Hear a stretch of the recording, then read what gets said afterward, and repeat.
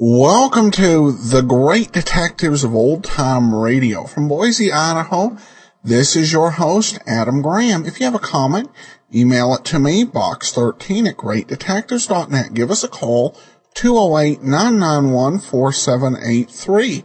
And become one of our friends on Facebook, facebook.com/Radio Detectives.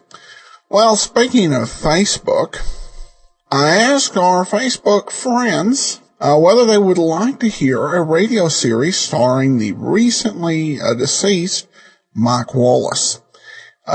And pretty strong support that folks wanted to go ahead and were curious about this series. The series was called Crime on the Waterfront. Prior to recording this series, Wallace had made his radio living as an announcer. He announced for a lot of programs, including The Green Hornet, Sky King, and Curtain Time. He had also been one in a series of actors to play the lead in The Crime Files of Lamont. A series we'll play later, but there's only one Mike Wallace episode in that particular series. Among the existing exemplars, this particular series we're going to play for you is kind of interesting in that it never actually aired. It was basically a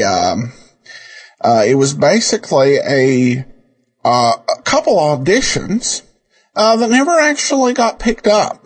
And that's one thing that makes it unusual, is because there's not only one audition, there are two separate auditions here. And they're a little bit longer than normal radio shows. This is about 35 minutes without commercial interruption, which is a lot better than usually 28 and a half or 29 and a half minutes with commercials. So you get a lot more story. Whether it adds to the mystery or it's padding, well, I'll just leave that up to you. So here now, first audition recorded on February 24th, 1949. It's The Murder of Mrs. Lattimore.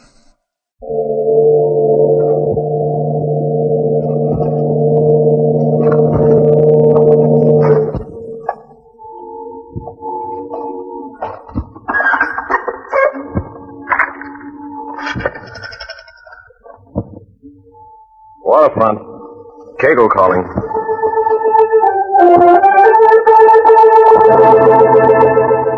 The National Broadcasting Company presents Lou Kagle, ace New York detective, fighter of crime on the waterfront.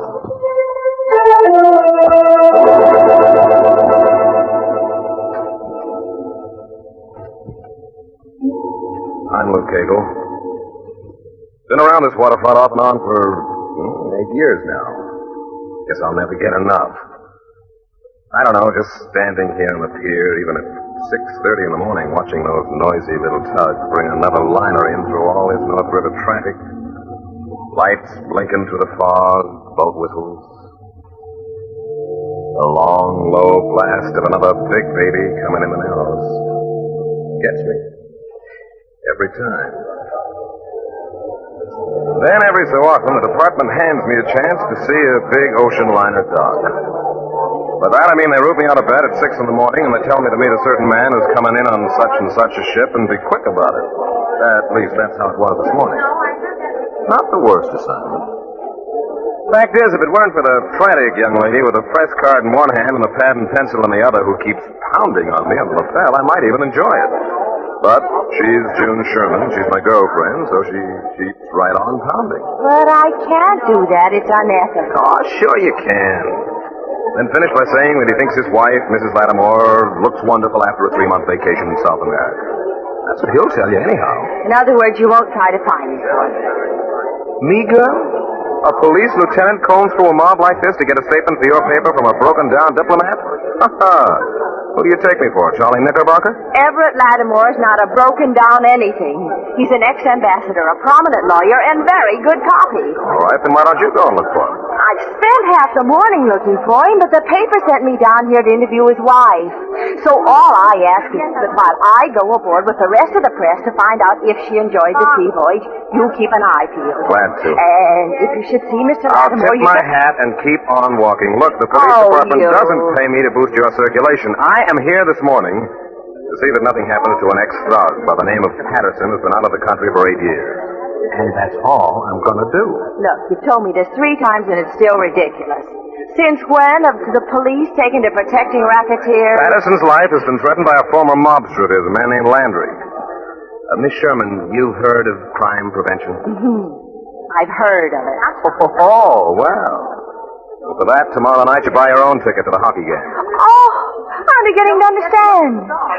You wait until this Landry fella starts up the gangplank with his submachine gun and then quick as a flash... forgive me, I have an appointment. Llewellyn, is this goodbye? You call me Llewellyn once again, and right here in broad daylight I'll take you over my knee, and I swear... Hey, wait a minute. Somebody's calling you. Huh? Oh, Lieutenant Kagle. Where's the... Coming down the gangplank. The customs man. He's waving at you. Now, what do you suppose Hank wants? Over here, Hank. Come on, let's see what he wants. Okay. Oh, may I get... Oh, sorry. Yeah. There's been a murder on board ship. A woman just got shot. Oh, how'd it happen? I don't know. She was standing by the rail and just keeled over. A bullet in her neck. You know who she is? Yeah. Mrs. Everett Lattimore.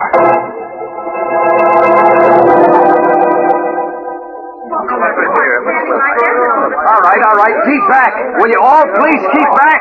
We can't even breathe. You find Patterson? Yeah, he's in his stateroom. He wants to see you. Poor guy, scared half to death. He thinks the shot was intended for him. Yeah. So do I.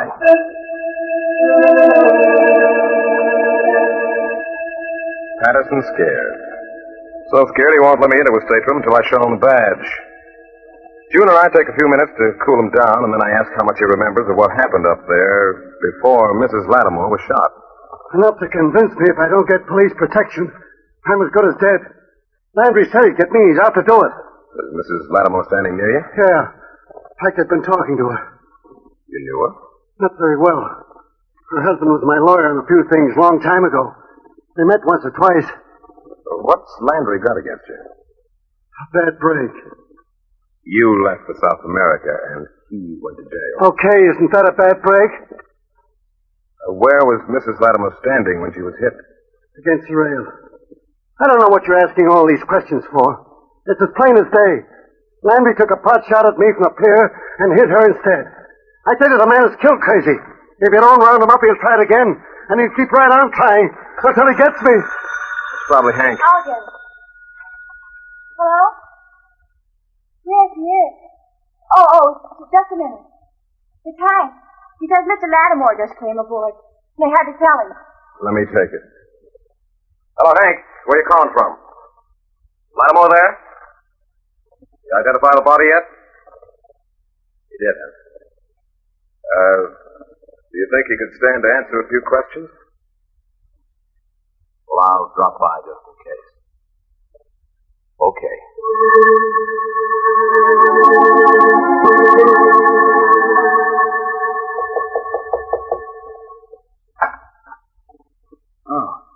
Oh, just a minute, Lou.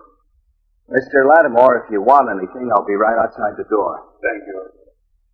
Okay, Lou, you can go in. Thanks, Hank. Mr. Lattimore, I'm Lieutenant Kagle. I just wanted to let you know that we're almost certain who's responsible for what happened. Yes, the other gentleman said something. You see, an ex-convict named Landry had threatened to kill Mr. Patterson. Former client of yours, I think. Yes, I know the man. I was assigned to cover Patterson's arrival this morning in case Landry showed up. I didn't see him, but he slipped through, that's for sure. As I recall, Mr. Patterson made quite a few enemies. Isn't it barely possible that Landry may not have killed me? I'm sorry, Lieutenant. Oh, Mr. Lattimore, let's put this off. A day or two, maybe. No, talking about it is better than You say Patterson made other enemies. Any you remember offhand? Oh, Rick Pearson, Louis Benedict, for example. Underworld people, of course. Mm-hmm. They both ran in with Patterson at one time or another. Now, let's see. Somebody Pearson went up to Sing Sing 8 or 10 months ago for manslaughter. It might have been Rick. I'm completely out of touch with that crowd, though. I haven't dealt with criminal law for better than 10 years. What about Landry? I don't think Patterson ever mentioned him. He held the bag on a hijacking job with Patterson's summer of 1938. I say Patterson's, but we couldn't prove it. Yeah. Anyway, Patterson left the country. Landry took the rap for 7 years and came out hating Patterson more than ever. I see. So when word got around last week that Patterson was on his way home from South America, Landry went on a 3-day toot. Though half a dozen people heard him threaten to get even. Pretty clear case, if you ask me. I can't see anything else. Lieutenant, my wife's death was accidental. But it's no accident that maniacs like Landry are roaming the streets. I know it's rather late for a man who spent half his life defending killers and racketeers to start calling for law and order, but I am calling for it. I'm rich. If you bring Landry in, there's $5,000 in it for Oh, now, him. Mr. Lattimore, wait a minute. Then I'll post it as a reward. $5,000 to anyone who brings him in. This may surprise you, but all the years Virginia and I were married, she never once approved my work as a criminal lawyer. The day I accepted my ambassadorship, she was the happiest woman alive. Nothing since ever clouded that happiness except her occasional anxiety that one day all my years of connivance would somehow come home to roost. Is there anything else, Lieutenant? No, I don't think so.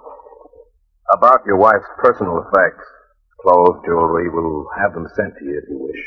Yes. I want them. Virginia always ran with bright colors. It was typical of her. Inside, she was an anxious, tired little girl, but she dressed like a peacock. The huge yellow hat today, just like her.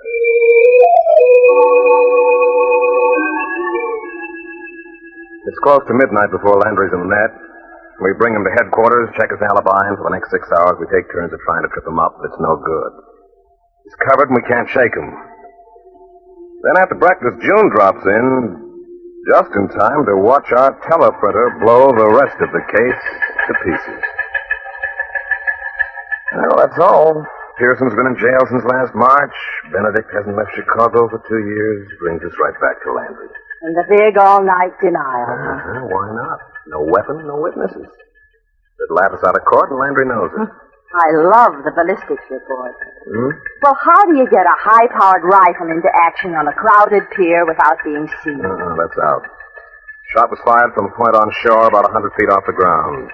Rooftop, warehouse, take your choice. Probably a technique you'd expect from Landry. He could have paid the bill. When you release him. After we have a little chat, there's one or two questions still left in my mind.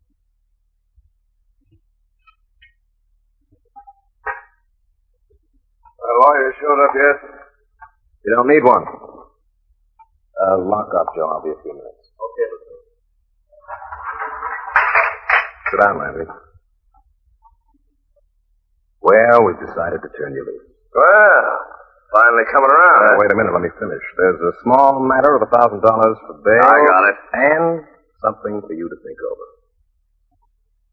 Landry, you're the only full-fledged suspect we have, and that's a bad spot to be in right now because Mr. Lattimore, big man in this town, has offered a lot of money to whoever brings in his wife's killer. Now, if you remember anybody else Patterson didn't get on with, I wouldn't keep it a secret. I can't name one guy that wouldn't like to see him dead, but there is a special party. You see, a long time, 10 years ago, Patterson had a girlfriend who used to help along home in jobs now and then.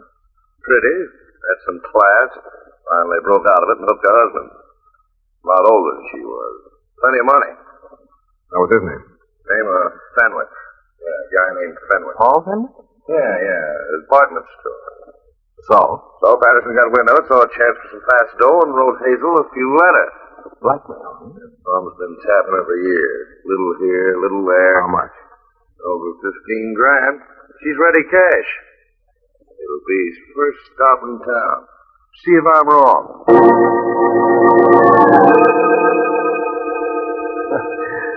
More often than not, I'm at least 4 jumps behind everything that's going on around me, and this morning was no exception. Maybe Landry exaggerated a little when he said Hazel Fenwick's house would be Patterson's first stop, but it was finishing in the money. Excuse me, madam. Yes, George? Mr. Charles Patterson to see you. Shall I...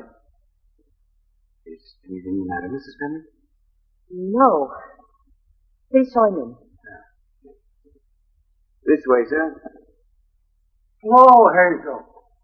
Surprised to see me? Very pleasantly surprised. How are you, Charles? Fine, just fine. You look well. That'll be all, George. I'll ring if I want you. Yes. Very pleasantly surprised. That's good. That's rich. What do you want? You're down to business, eh? Fine. I like that, too.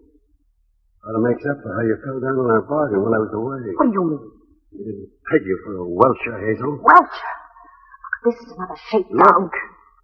You can give me those wide eyes all afternoon. I've got no train to catch. But the sooner you come up with the last 6 payments, the sooner I leave. Are you trying to tell me I didn't... Hazel, I'm a patient guy. But you got every penny you asked for, every single penny. That's $7,500. Just for old time's sake, if I get it by 10 o'clock tonight, you won't have to read about yourself in the paper. Listen, you promised me when you left the country that if I'd help you get started in South America, once you were on your feet, you'd never bother me again. Yeah, that's what I said. During the last 8 years, I've sent you over $17,000. Sure, yeah. That's why my business went under. Because I had too much dough. Avery Wilson, care of General Delivery, New York City. Wasn't that where you wanted it sent? Yeah? And if you'd sent it, I wouldn't be here. Well, I'll show you the canceled checks I withdrew the money on. I don't mean a thing. Oh, Chick, you gotta believe me. I mailed the money, I swear it. You can't expect me to raise that much cash again. Maybe this Avery Wilson, I sent it to Who him. do you think you're dealing with? There isn't any Wilson. I don't worry about that end. If the money came through, I'd have got Oh, it. Chick, give me a break. There's not a chance in the world of more than a few $100 by tonight. All right. Do this. I'm staying at 312 Stanton Avenue, 3rd floor. Whether you have the full amount or not, be there tonight by 10 o'clock. Understand? I'll be there. Maybe we can work something out. Maybe we can. Yeah.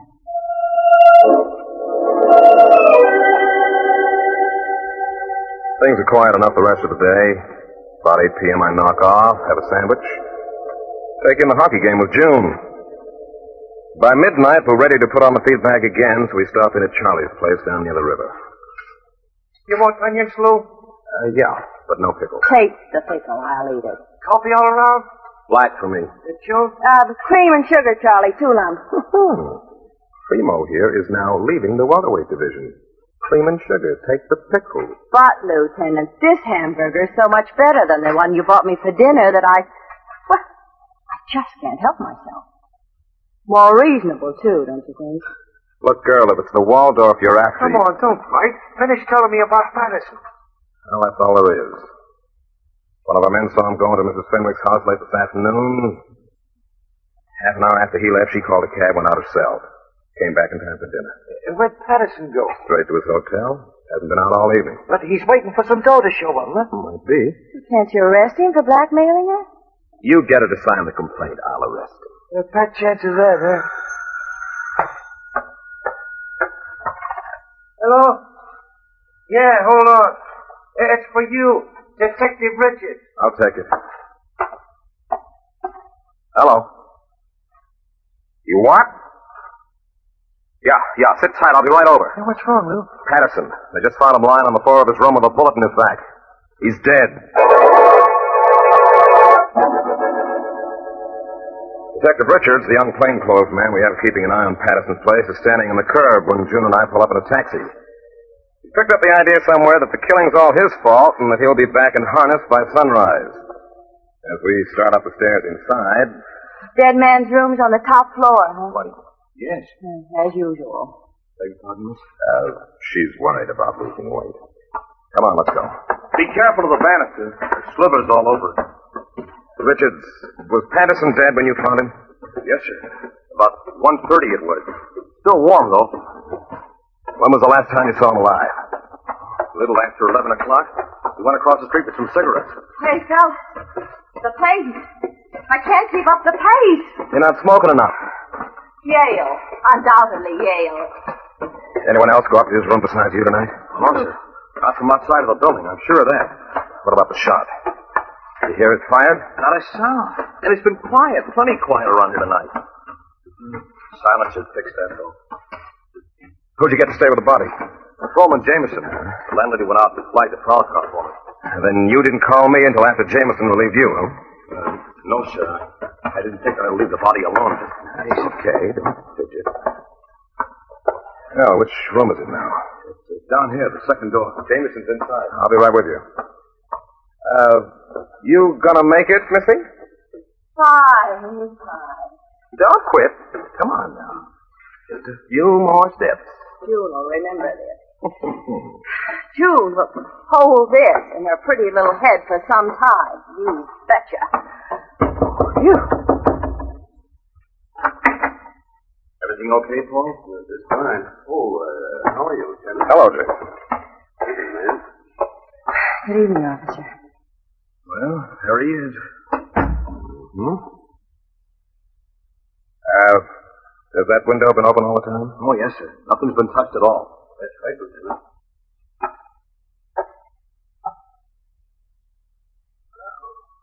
What do you know? Found something? Uh-huh. Take a look at this bullet hole. That high-powered rifle is back in circulation. The same gun Mrs. Lattimore was killed with? Same kind, anyhow. Let's see now.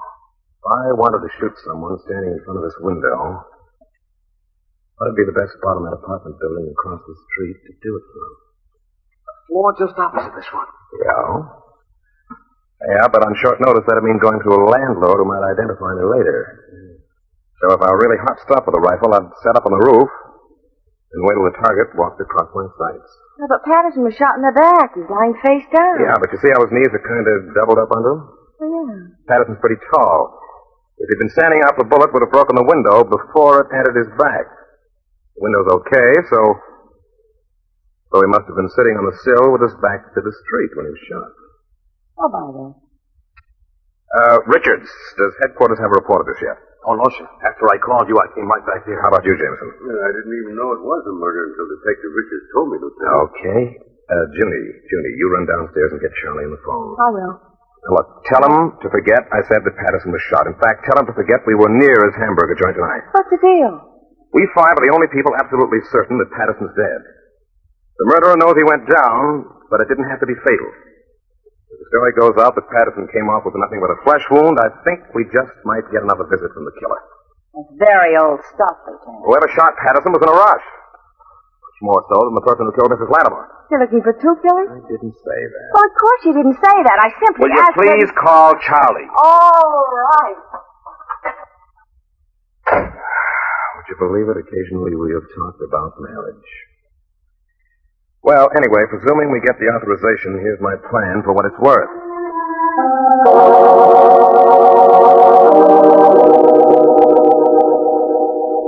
15 minutes later, on the way down to headquarters with June, I get an idea and I tell the cab driver to drop me off at the Belmont Arms. Mr. Landry's given address.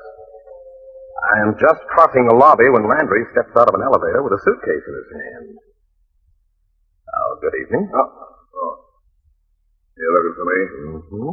Why the suitcase? Going out to my sister's place in Queens. Anything wrong about that? You pick a queer time. It's 3 in the morning. Can't sleep in this joint. Upstairs to me, someone's throwing a party. That'd be easy to check. Check it. What's all the excitement? Somebody took another shot at Patterson tonight. Don't look at me. I've been in bed since 1 o'clock. Well, how do you know that's an alibi? I didn't say when it happened. Well, before that, I was playing cards up in Joey Howell's room all evening. So call him if you don't believe me. Okay, Landry. But look, take some friendly advice. Nobody on bail ever looks good with a suitcase. Go on back upstairs and forget your sister. If you say so. Tell me something. Patterson dead? What makes you think he was hit? Well, wasn't he? Flesh wound in the shoulder. He'll be okay. Maybe Hazel Fenwick, eh? I don't know. It's a long-distance job. From the back. Oh. You wait. He'll get it. They can't go on missing a rat that big very long.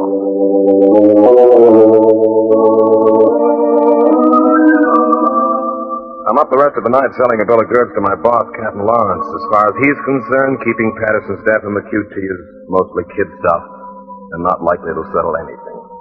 We go back and forth like that till the sun comes up. But when I leave his house, I've got the okay to go ahead. Now, there are a few more holes to plug, so I'll wait till about noon and then present myself at Mrs. Fenwick's. As the butler goes in to announce me, Mr. Lattimore comes out. Lieutenant Kagle, I hardly expected to see you here. Morning, Mr. Lattimore. Is anything wrong? Quite a bit. Involving Mrs. Fenwick? Oh, that's what I'm here to find out. You know her very well? Intimately. She's been my client for years and a very dear friend. Mm-hmm. How'd you meet? Through her husband, Paul. We were classmates. What's up? Oh, maybe nothing at all. Ever know her before she got married? Why, no, but I can assure you... Do you mind telling me why she needs your services just now? No, not if you keep it confidential. All right. She's suing Paul for a divorce. Oh? Another man? I don't think so. One of the things. And now, would you mind telling me why she's being investigated? Oh, I plan to drop in at your office this afternoon anyhow. Bring you up to date on the Patterson business. If there's anything to this, I'll give you the whole story then. Oh, fine. About 3? I'll be there. Mrs. Fenwick will see you now, Lieutenant. Right with you. Goodbye, Mr. Lattimore. Goodbye, Lieutenant. Yes, sir. Thank you. What can I do for you, Lieutenant? I tell you what, Mrs. Fenwick, I'll just talk and you interrupt me when I make a mistake. Yesterday afternoon, your old friend Chick Patterson came here and tried to shake you down on the basis of a shady past. I don't know what you're talking about. Look, if you'd rather discuss this at headquarters, I can arrange it. Patterson didn't have any more money when he left than when he entered. We know that much. So here's the question. Where were you between midnight and 3 o'clock this morning? Right here at home. Can you prove it? My husband's out of town on business. The servants know I was home by 11. Then you can't prove it. Maybe it's not news, but Patterson was shot last night. Did you see him at all during the evening? No, I didn't. Oh, that came out mighty fast. I feel you ought to know, Mrs. Fenwick, that although he was hit, Patterson is not dead. In fact, no more than scratched. You'd like to reconsider that answer? I haven't seen him since yesterday afternoon. Okay. He's being released from the hospital in a couple of hours. I don't know how much you'll be paying him, but I'll bet you're in for a price rise. Think it over.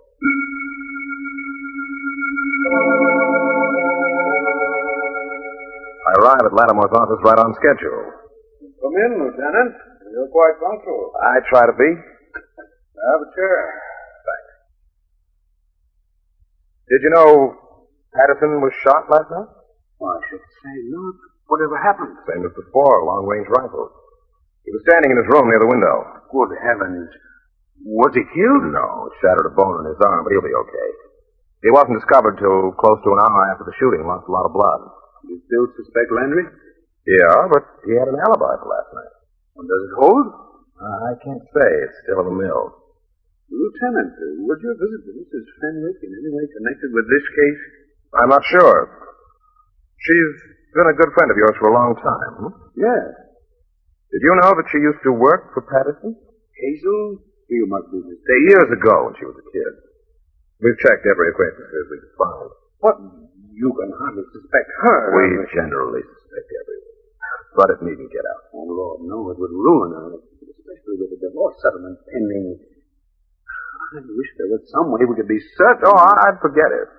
Patterson's well enough to go on home this afternoon, and he still doesn't want to press charges against Landry because he knows they won't stick.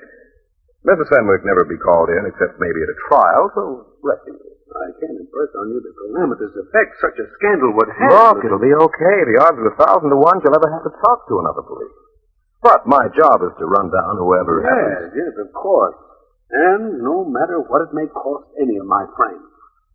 But I'm sure Hazel... Well, that makes two of us, Mr. Lattimore. Well, I've got to be moving along. Thanks for your time. Well, thank you. And I'll keep you posted.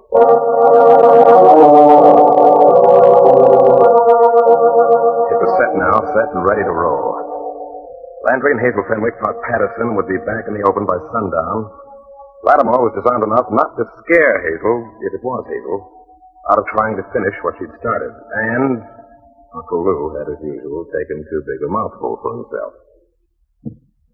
By 9 o'clock in the evening, when I start up the front steps of Patterson's boarding house, I'm rigged out to look as much like him as possible, even to a black silk arm sling. On the way upstairs to his room, I get to considering the various disadvantages of his scheme. In order for it to work at all, the killer has to show.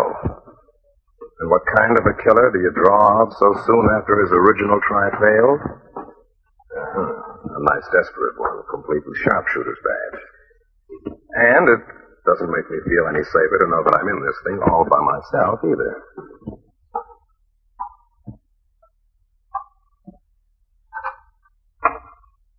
Then the icy shivers set in. Patterson's door is unlocked, and locking it was the last thing I did before leaving here last night. There's only one thing in the world I can call to mind that'll give me strength enough to kick open that door. So I call it to mind. $5,000 for anyone who furnishes information leading to the arrest and conviction. All right, will you walk out, or do I come in after you?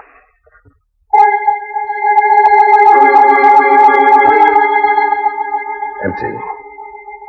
There's a neon sign jutting out from the building across from this one, and when the light blinks on, it turns everything in Patterson's room a watery red. On, off, and it's dark again. I wait till it shuts off a second time, step inside, close the door behind me. Then it's on again, and I freeze. Off. I cross to the window, draw the shade, snap on the table lamp near Patterson's bed. As far as I can tell, the room's the same as we left it. And I take a ruffled pillow from the bed, prop it against the lampshade. That cuts off enough glare so I can sit near it and still watch the roof of the apartment across the street. Then I go back to the window, raise the shade all the way up, and stand there.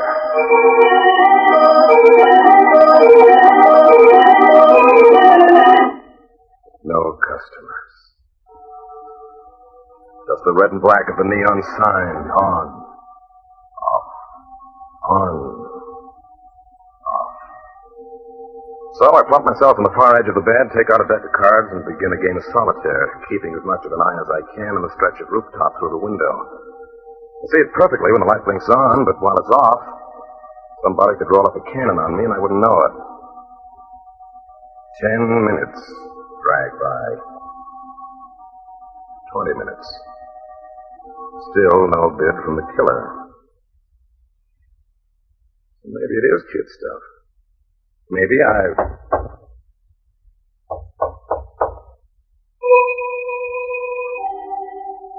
All right now, Kagle, there's your boy.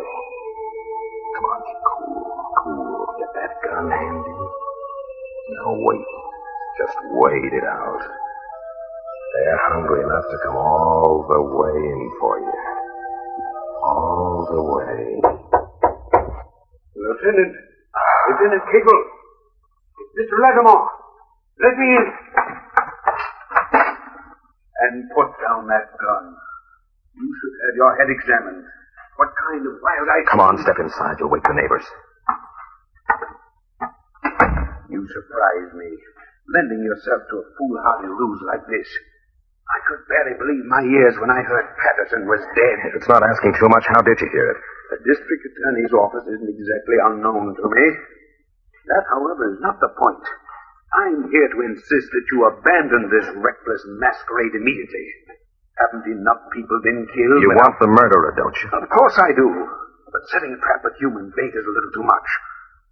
While I'm on the subject, will you be good enough to draw that blind?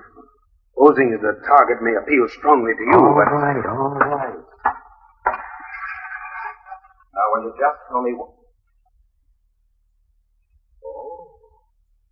Raise your hands as high as you can, Lieutenant. All Now stretch out in that bed. Face down. Just as easily hand you, Mike. Huh? Do as I say. Sure.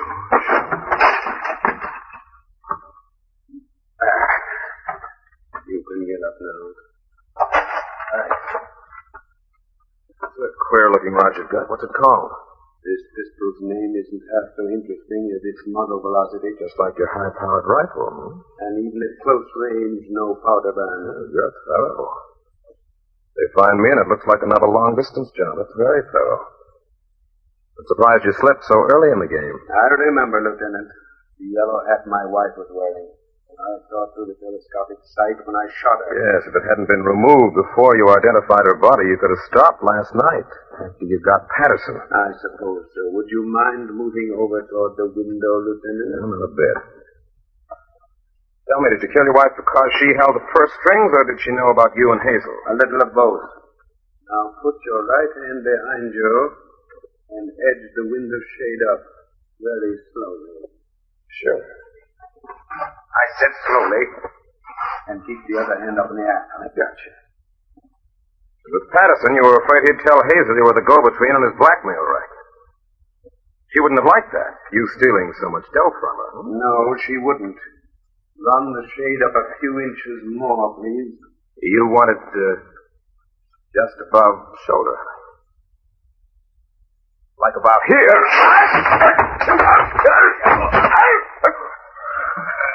Go ahead, move. Go on, just once. Just move once.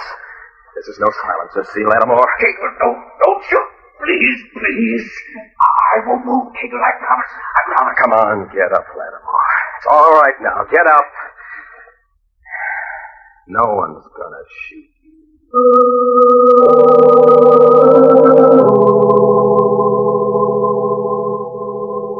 And that, I guess, was sort of a horse on Lattimore.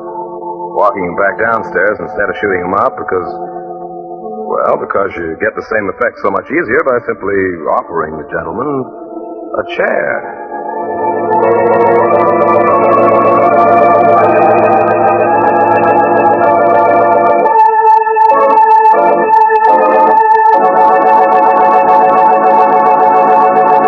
Be with us next week when a kidnapper, an ocean-going kidnapper, meets Lou Kagle, fighter of Crime on the Waterfront. Lou Kagle is played by Myron Wallace. June Sherman by Muriel Bremner. Crime on the Waterfront is written by J.T. Kelly. Welcome back. Well, a somewhat dangerous and foolhardy scheme for an actual policeman to be undertaking with no backup and no one watching them, just planning on taking the criminal single-handed. But it does work out in the end as Lou Kagle gets his man. Unfortunately, he doesn't. I don't think he's going to collect his reward for obvious reasons.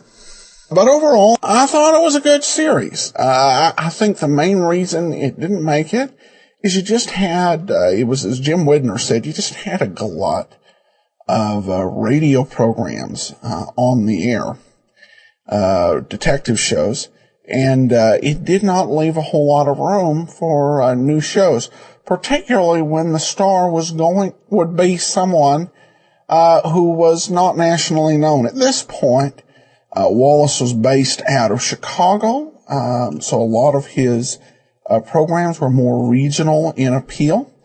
In fact, Crime Files of Flamon, many of those recordings were transcribed and recorded out of Chicago. So that had more to do with it than Wallace's talent or the actual scripts. But glad to bring this to you. We'll have another, a second audition next week. Well, we do have a listener comment. This one comes off of iTunes. Reservoir Tip writes, I really love old-time detectives, and Adam's commentary and production just makes it all the better. I hope you keep it going for many more years. Boston Blackie, Nightbeat, Richard Diamond would be good for future editions. I've been listening for years now. Bravo for a job well done. Well, thank you so much for listening out there. And I definitely agree on all those choices. Was just listening to some Boston Blackie today, and I can hardly wait to bring it to you. It's just one of those things takes a little bit of discipline because only 5 shows at a time. All right, well, that will do it for us today. We will be back tomorrow with Let George Do It. Next week, the last of the Crime on the Waterfront. Also, be sure if you do have the premium site or the app, we do have an episode of The Good News with William Gargan for you to enjoy. In the meantime, send your comments, box 13 at greatdetectives.net. Follow us on Twitter at Radio Detectives, and give us a call, 208-991-4783. From Boise, Idaho, this is your host, Adam Graham, signing off.